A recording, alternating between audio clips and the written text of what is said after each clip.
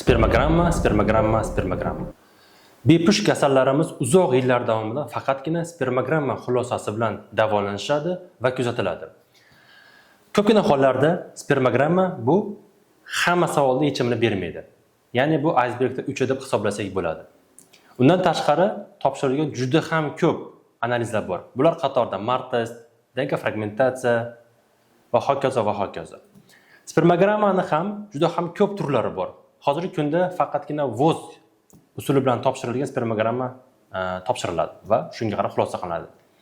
Vaholanki hozirgi kunda Fish spermogramma, Kruger bo'yicha spermogramma va shunga o'xshash chuqurlashtirilgan analizlar bor.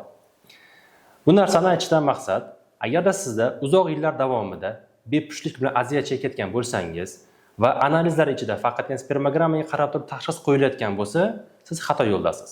Albatta siz androlog mutaxassisga murojaat qiling va to'g'ri tashxis oling.